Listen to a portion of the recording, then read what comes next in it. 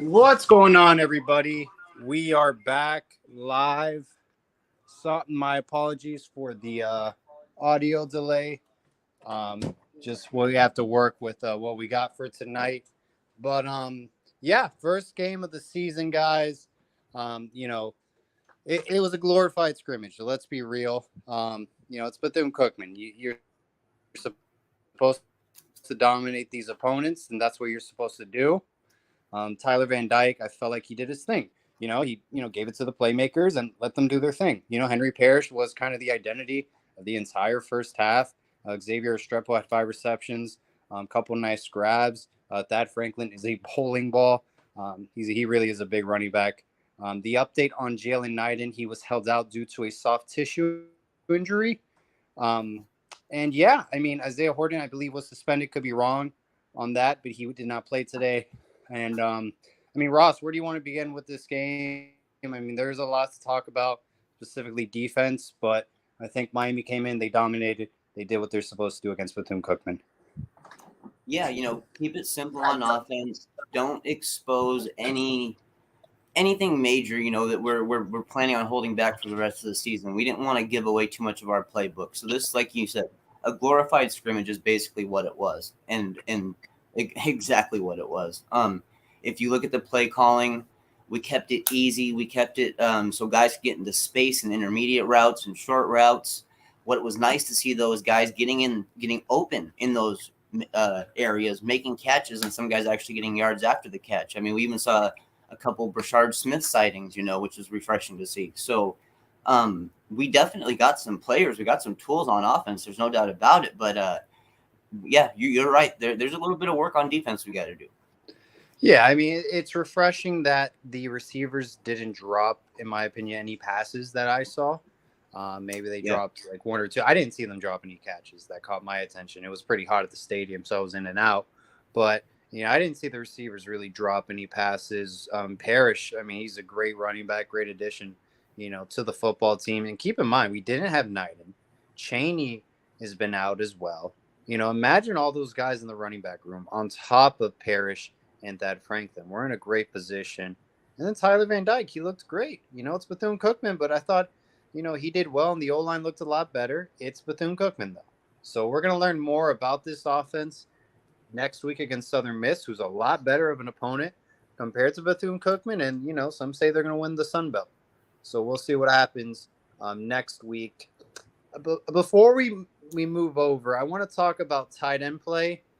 I know it's early on. I think Arroyo and Jaleel Skinner can be the leaders of the tight end room, and we don't need Will Mallory. It's a little bit sharp, but that's my take.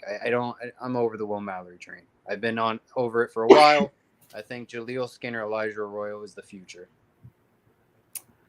I think that they're the future. I'm not sure how much our staff is going to depend on them right away. I'm just not quite sure if they're the type of staff that's just going to say, you know what, we're just going to throw away a guy with 5 years experience or whatever who started for 3 of those years or 2 of those years or whatever it was. I think they will try to get Mallory going.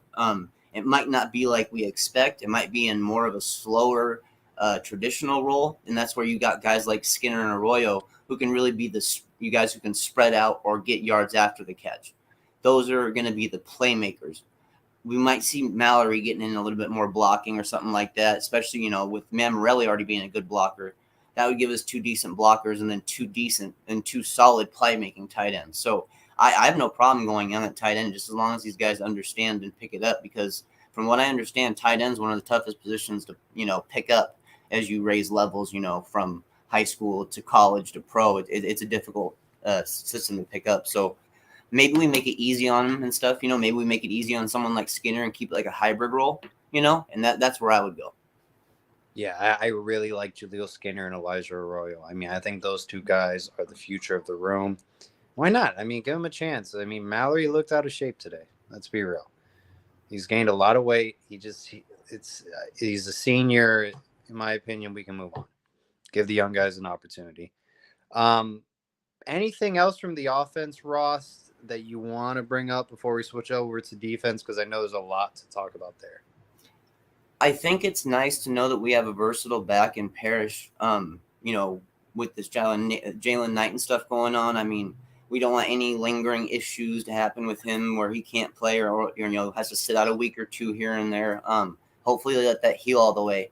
I really like seeing that versatility, and I like seeing that if we're going to play Parrish, we're going to have a guy like Thad back there as well to kind of, power and speed kind of thing.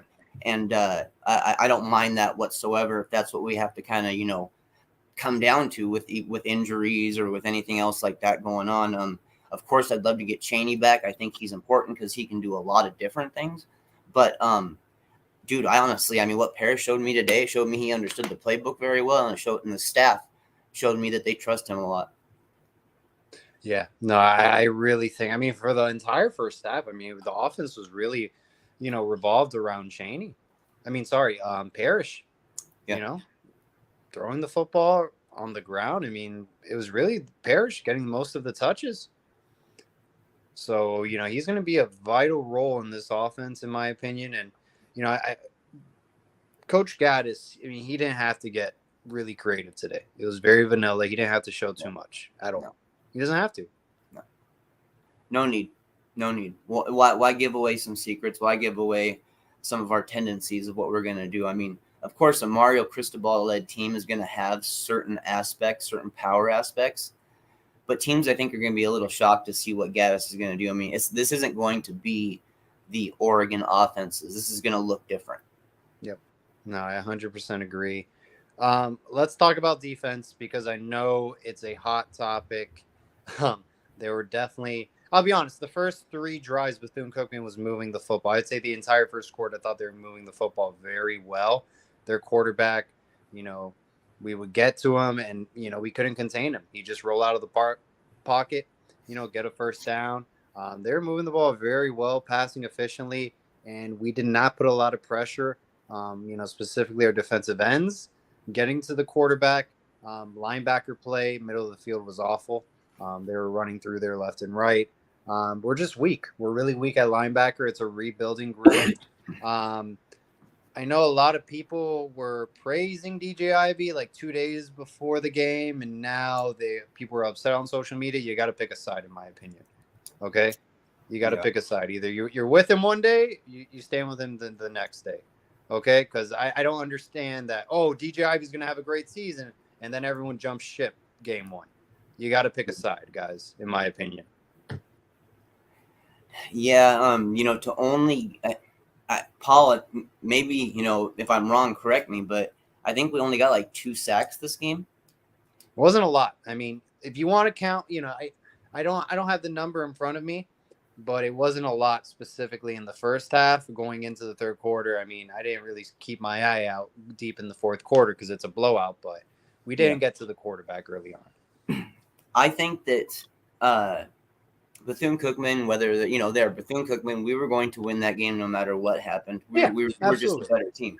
But I think they shot themselves in the foot by trying to do the 3-headed monster at quarterback because Jalen Jones was the one who was pushing the ball against us, and if they just kept him in and tried to get him in rhythm, while he's not going to win the game for him, they would have had a better showing on offense overall. So I'm not quite sure why they decided to hamper their offense.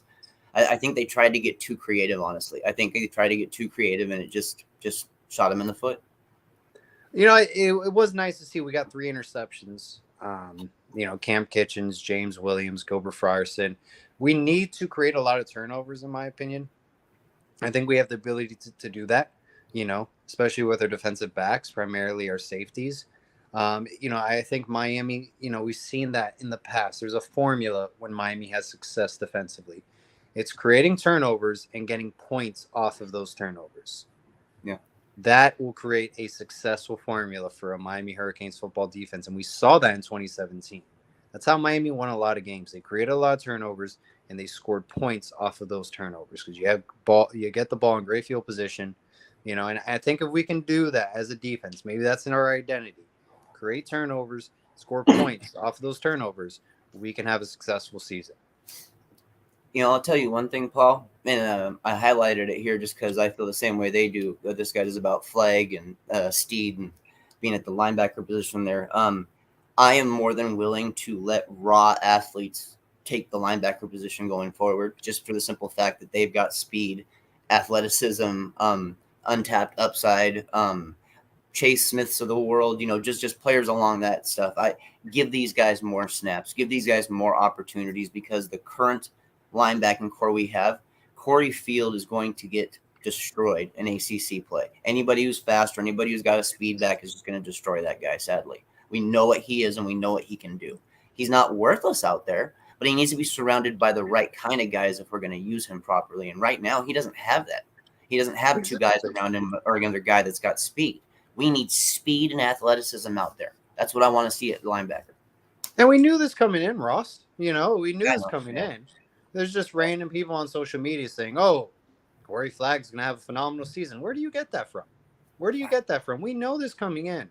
We've seen this already in the past. Doesn't matter who's coaching them, okay?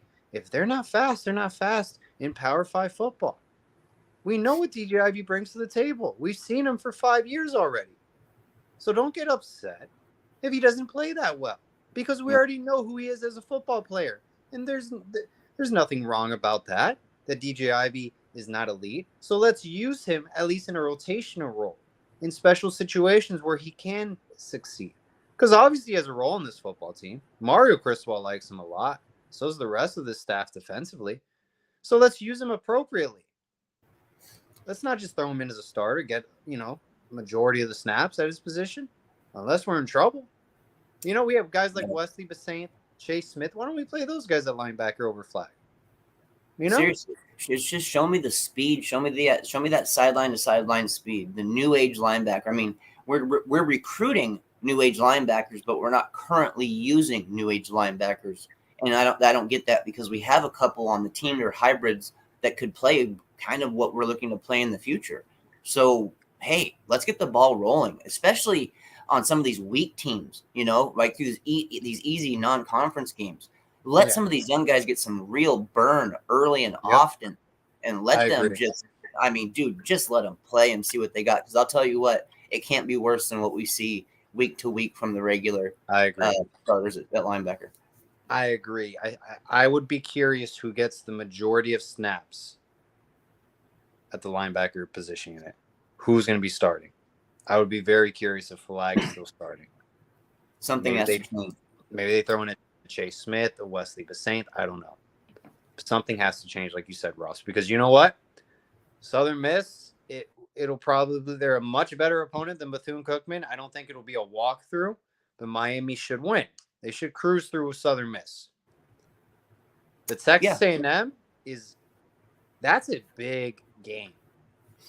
That is a huge game, and it's an early game. And you gotta figure out if you can rely on true freshmen, underclassmen who don't have a lot of game experience, if you can use them in that game. Because if they blow coverage, like Keontre Smith, he blew his coverage. Receiver was wide open on a wheel route. You can't have that. You can't have that against Texas A&M. And Paul, we got a donation here, $9.99 from MDB 2006. He said Steed was solid. Keontre Smith was awful today, and no one is highlighting it. Well, I mean, I didn't think either one were great, honestly. Like I just mentioned, Keontre Smith blew coverage on a wheel route. Yeah. Receivers wide open. We can't afford to do that, Ross, against a Texas A&M, because with a Bethune Cookman, we're gonna blow them out regardless. Texas A&M, you blow a couple plays, you give easy touchdowns, points on the board, might hurt you. Thank you for the donation, MDB 2006. It's greatly appreciated. Yeah, I mean, like I said, I think Steed is a role player. I don't think he's a starter. I think with his knowledge and stuff, he could be good as depth. I mean, especially in a plug-and-play depth where, if a guy needs to shake off 5 or 6 snaps or something like that, and he can come out and play a role. I don't see anything wrong with that. But trying to depend on him, the way the college football is going, we got to remember, this is Bethune Cookman. These guys aren't as fast as the players we're going to see on a consistent basis in the ACC. And I just don't think that Steed and those guys can keep up with them. I just don't. I hope I'm wrong, but I just don't think they can keep up with them. We're going to learn more. I said it early on in the show. We're going to learn more about this defense, about this team, who we are next week against Southern Miss. I think we'll get a lot better sense of where we stand at linebacker play, cornerback play, even defensive end. Our edge rushers, I was not impressed today against Southern Miss. It was the first game of the year. I'm sure there were butterflies, getting used to playing in a new defense. I'm not worried about the offense. The offense will be fine, more than fine. Yeah. We just scored 70 points with 2 running backs who could make a big impact out of our offense. Isaiah Horton wasn't there either. That's another person we can plug in. We're going to be fine offensively. Defense, that's where I have a question mark going into Texas A&M.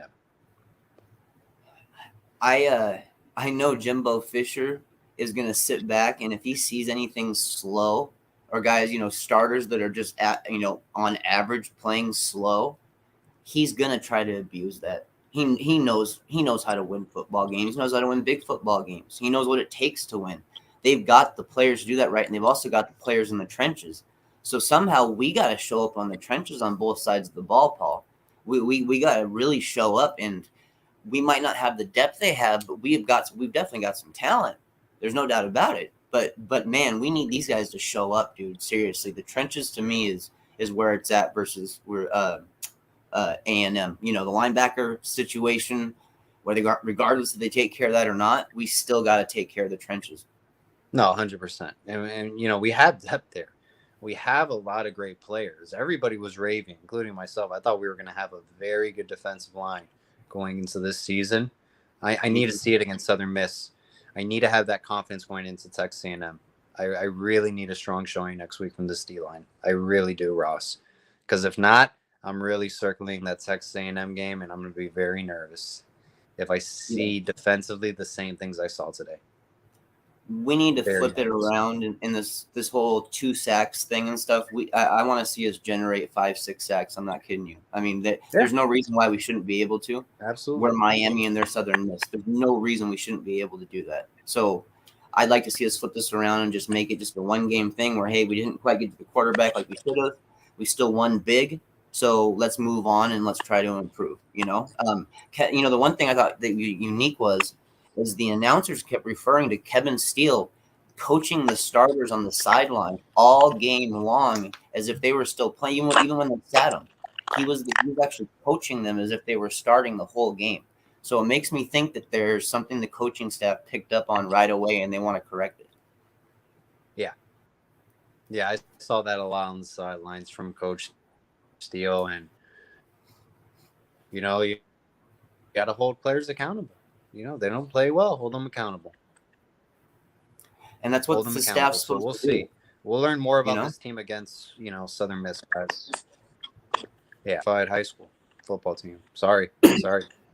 Hate to be mean, but this was, you score 70 points on an opponent, you're there. They're getting a paycheck to show up. Yeah. I mean, this is a team with guys we wouldn't even recruit, and then some guys who were on FBS teams that didn't make it and eventually just had to leave because they couldn't get playing time. So, I mean, we should smoke teams like this, and I'm glad that we did smoke them. Well, we can see the issues because we can break it down. We know that the defense, wasn't the same guys quarter to quarter like a normal game, but we can break it down and we can see the issue. And just being as slow as we were at linebacker, man, is just it's heartbreaking still, I guess. I hope Coach Steele has a plan up his sleeve. I really do. I will say this, Ross, to move back to offense. It was really nice to see Michael Redding be involved with the offense because I did not expect him to have a role this season. And him starting was really nice because that tells me, we were looking for an outside threat. Frank Latson was involved. He made a couple catches. But it was nice to see Michael Redding because that was a name I never spoke about a lot. I don't think we ever really covered a lot. And the fact that he's starting and he has a role in this offense, we need that because we need more weapons at the wide receiver position. We really just have Restrepo. You got Latson. Then Redding's getting involved. Then after that, you got your tight ends primarily, I think. Yeah, that's what I saw, with Jaleel Skinner, Arroyo, and then Mallory's a target, There was a big drop-off, especially in production after Restrepo, and I don't know if that just had to do with scheme and how we played today and not wanting to show off too much. Maybe we got up early enough to the point where we felt we didn't have to do anything extravagant. So I just hope that, guys like Ladson and them. I hope we have bigger plans for them going forward, and I imagine we do because we got a guy like Gaddis at OC, who's an amazing OC with an amazing mind. So I expect things to change, especially the more talent we play against, the more and more talent we play against. We're going to start to see what this team really has, and I think we're going to start to make changes, the proper changes, because this is a good coaching staff. I think they will do it when the time is right. Yeah, Ross. I mean, we didn't even air it out today. We didn't air it out, I don't think, once. I mean, I didn't see Tyler Van Dyke drop back and try to throw a bomb. There was no need to. No need. I think at one point in the game, Parrish was leading the team in rushes and receptions offensively. It was literally pitch and catch with TBD and Parrish. And then Restrepo got involved. But, Gaddis kept it very vanilla. And I agree with Joshua Alexander said, Cam Kitchen spiking the football after the turnover. That wasn't a penalty, in my opinion. You can't have fun anymore. But that sucks. We tried targeting Mallory early on, but it wasn't clicking. Like I said, I agree with Carl Hector, man. I would love to see Elijah Arroyo and Jaleel Skinner get more burn, more playing time. I'm over the Mallory train. I don't see it. Mr. Charles here, he's saying something that actually I have written down here. How Bethune had 5 plays over 20 yards. I mean that's not good. No, man, we don't need to give up that kind of chunk yardage against a team like that. And I know that they had a little bit of speed on the outside, but give me a break. That shouldn't happen against Bethune Cookman. Not at all. Should not. Not at all. And they could have actually, if they wanted to, there were a couple times it was like 4th and 1, 4th and 2, and they could have gone for it. But they chose the field goal instead. Fan here says, how do you think the game would have been had we played Sam Houston? I honestly think it would have been a close game. Here's the thing is with Sam Houston. Well, they've definitely got some talent. Teams like that aren't going to hang with our offense. TVD is, especially if we air it out and we actually put on full blast offense, like go deep into the playbook. Teams like Sam Houston aren't going to keep up with us, I don't think, offensively. And that's the one nice thing to say finally now is we have an offense that's so dominant that teams have to keep up with us because we're gonna put up points this year. There's no doubt about it. We're gonna put up points.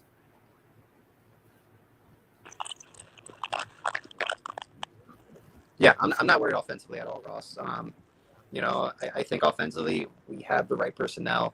A little bit worried about in the sense I'm happy receivers didn't drop any passes, but out of Restrepo, it was nice seeing Redding get involved. I don't see another X factor.